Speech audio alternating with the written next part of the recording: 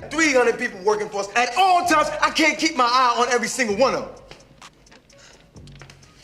You was taking care of business. I was what? Say it again.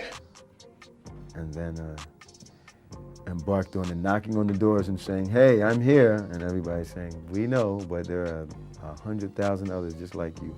Please drop your picture off and keep going. So you do that for a while, and then you get a little job here, a little job there. And then... So most people don't realize that Allen Payne was this close to becoming one of the biggest names in Hollywood. And then somewhere between New Jack City, Jason's lyric, years of Hollywood doing what Hollywood does, and personal grief forcing him to step back, the story took a turn that nobody fully understood. That's why I appreciate this kind of interview, television interviews, because, you say it. I mean, they can cut certain things out, but, they can't say that you said something that you didn't say.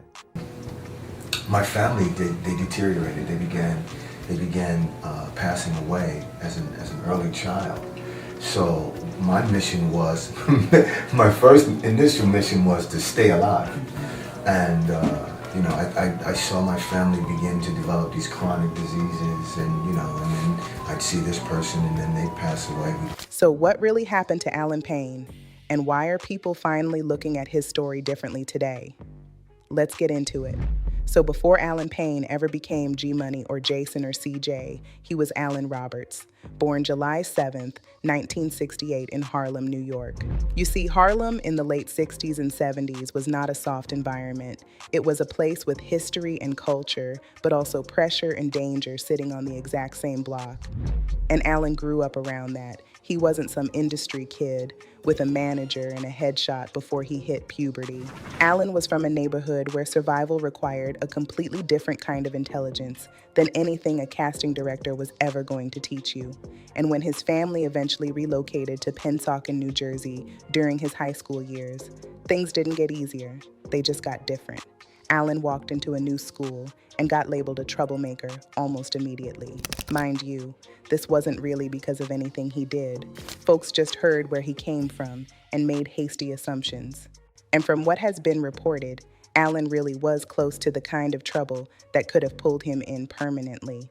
This wasn't some cute little, I was rough around the edges, Hollywood backstory where somebody skipped class one time. One of his close friends was killed, and it was after that loss that his cousin stepped in and pushed him toward acting classes, specifically to keep him away from the streets. And I'm not gonna lie, that changes the way I look at his whole career. Because acting wasn't a dream for Allen Payne, or some childhood fantasy about seeing his name in lights. It was his way out, and he took it. He trained seriously, including time around respected New York acting spaces like the Actors Studio. And once he started putting all of that emotion somewhere productive, it didn't take long for people to notice. What's your first move you made? To go to school. I went to school and studied it for a few years, a couple of years. And Acting school? Yeah. Actors Studio, HB Studio here in New York. And then embarked on the knocking on the doors and saying, hey, I'm here. And everybody's saying, we know, but there are 100,000 others just like you. Please drop your picture off and keep going. So you do that for a while, and then you get a little job here, a little job there, and then people begin to take notice, and then you get other offers, and you just move forward. His first major opportunity in front of a real audience came when he joined The Cosby Show as Lance Rodman. And I know that show is complicated to discuss today for obvious reasons, but at the time, being on that show was massive. That was one of the biggest Black television platforms in America. That was not just another network sitcom you stumbled across on a Tuesday night. That was appointment television for an entire community. The Huxtable. Yeah. Though I'm a bit distraught over the further pursuit of my educational goals. Lance, don't worry, you're going to college. Oh, I ain't worried about that. I'm committed to attaining an education and a degree and bringing it back to my community. And Allen came in as Lance, connected to Charmaine, and even though he was not the center of the show, he was memorable in a way that side characters almost never are. I mean, people still quote the cran apple juice line decades later, and the fact that people remember a recurring guest role from a show that had been off the air for 30 years tells you that something real was happening in those performances. He wasn't begging the camera to love him, the camera just did. But here's where it gets interesting. The industry could have very easily boxed him in right there. He could have become the charming young boyfriend from The Cosby Show and stayed in that safe sitcom lane forever, collecting checks, playing nice, and never taking a risk. And a lot of actors from that era made exactly that choice. But Allen's career did not move like that, because by 1991, he was stepping into New Jack City, and that movie was not soft. What's up? I'm gonna do it. Y'all gonna have to come at your pockets. You understand? I got you. What is you talking about?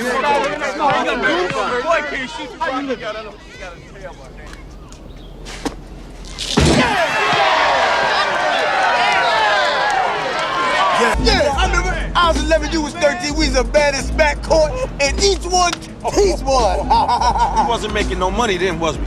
Now that we are, you out here living your fucking Michael Jordan fantasy, shooting jumpers and whatnot. Business must be pretty good, huh? It will be, brother. Beat this out. Mario Van Peebles directed it. Wesley Snipes became completely unforgettable as Nino Brown. Ice-T was in it. Chris Rock was in it. And Allen Payne played Gerald G. Money Wells, Nino's best friend and right-hand man. And I want you to think about what it actually takes to walk into a movie that loud, with a cast that's stacked, and still leave a mark. Everybody in that film was trying to own the screen. Every single scene was a competition, and Allen held his own. Kareem brought him to my attention. We got 300 people working for us at all times. I can't keep my eye on every single one of them. You was taking care of business. Was what? Say it again. No, but you will cut me aside there. Me and me only. Give me a number. What made G-Money so powerful wasn't that he was tough or flashy or dangerous. It was that Allen gave him something underneath all of that. He gave him hunger, jealousy, and this loyalty that slowly, over the course of the film, curdled into resentment. You could see a man who desperately wanted to be respected, wanted to matter, wanted to be seen as an equal, and just did not know how to survive being second place. And that's why people still remember him, all because Allen didn't play a sidekick. His character was a human being falling apart in real time.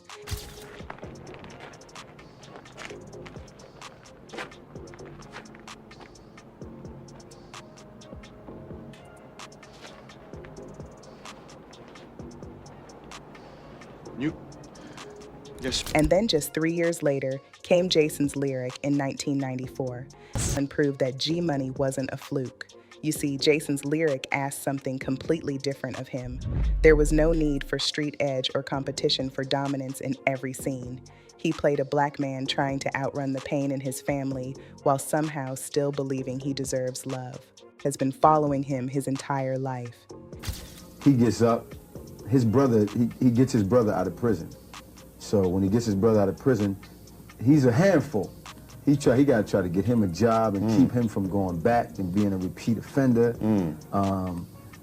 Which is what probably most of Black America is very much can relate to prison life. Right. Okay, yeah. So and he goes to work every day. And I'm sure when he was coming up, just like his younger brother, all of that stuff was just as attractive to him to get involved in all that. But he chose, I got to be responsible. I got to take care of moms, and I got to take care of my brother. So, he goes to work. He goes past all of that, past all the drugs, past the knuckleheads, past all of the brothers out there doing whatever they're doing out there. He walks past all of that, goes to a regular 9 to 5 and works like, I'm sure must be making, very few dollars, minimum wage.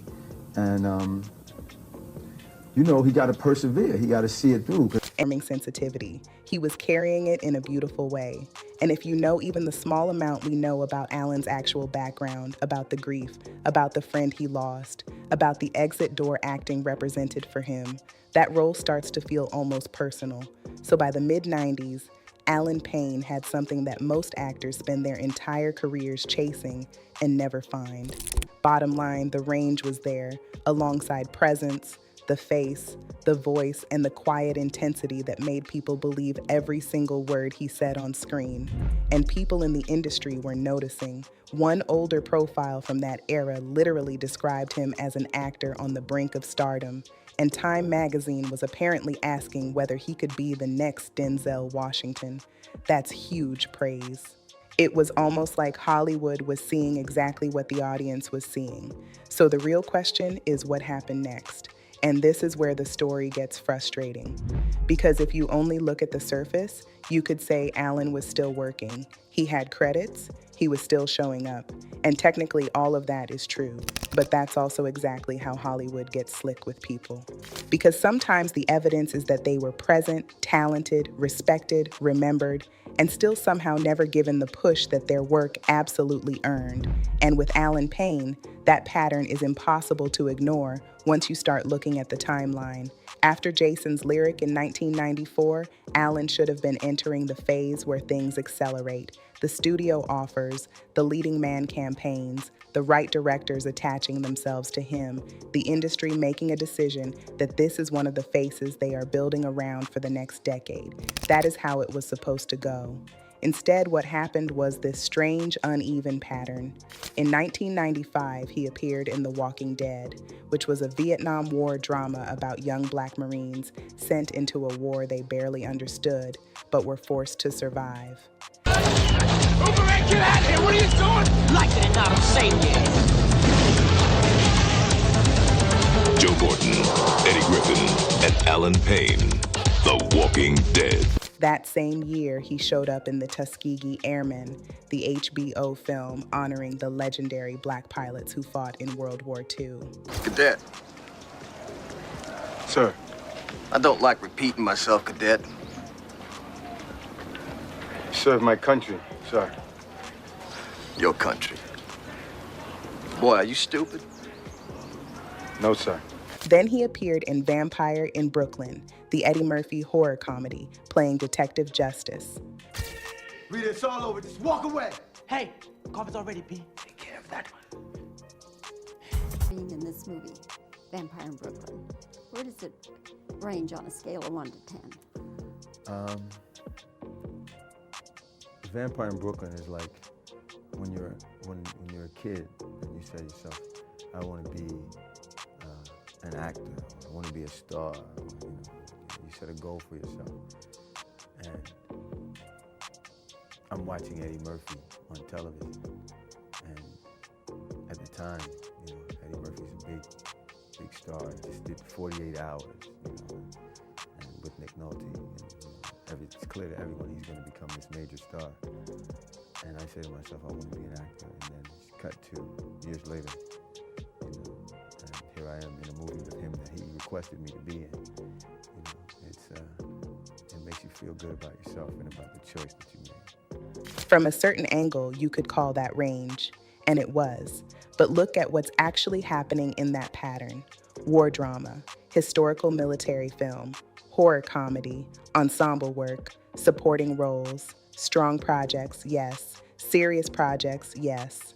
But none of it was the machine that gets built around a young leading man after a breakout romantic drama that audiences genuinely connected with. You see, when the industry decides it wants to make someone happen, you can tell. They put the right scripts in front of them. They attach them to the right directors. They create the kind of momentum that makes the audience feel like this person is unavoidable. They make it so that everywhere you turn, that face is there. With Allen, it felt more like Hollywood was saying we like him, but we don't know what to do with him. And that is a very specific kind of industry problem. Because Allen Payne had the resume, he had the looks, the emotional depth, and the audience memory. I mean, he had already done comedy, street drama, and romantic drama. He had already stepped into serious historical territory. So my question is simple. What more did Hollywood need? In 1998, he appeared in A Price Above Rubies. In 1999, he played Rick Ortega in Double Platinum, the TV movie with Diana Ross and Brandy. And then in 2000, he showed up in The Perfect Storm, George Clooney, Mark Wahlberg, massive studio release, huge budget. Allen Payne was in it, but again, he was just part of the ensemble. And I keep coming back to that phrase because it describes so much of what happened to him. He was always close enough to major opportunities for people to remember he existed, but never quite close enough for Hollywood to actually hand him the keys. And I know some people will say, maybe he just wasn't that big, but that argument falls apart immediately when you consider that people are still asking about him today. Jason's lyric still has cultural weight. G-Money is still one of the most referenced characters in New Jack City. That doesn't happen with somebody who wasn't that big. From the way I see it, Hollywood has just always had a very complicated relationship with Black actors who refuse to be molded into whatever the industry finds convenient. By the time Allen joined Tyler Perry's House of Payne in the mid-2000s, his film career had already gone through a very specific evolution. To be honest, House of Payne should have been exactly what he needed, a character people could connect with week after week on a platform that Black households were actively watching. E.J. Payne, he was a grown man, a father, a husband, a firefighter, and sometimes a deeply flawed person trying to hold his family together while everything around him got messy. And that role let Allen do something the film industry had stopped giving him consistently. It let him age on screen in front of an audience that cared.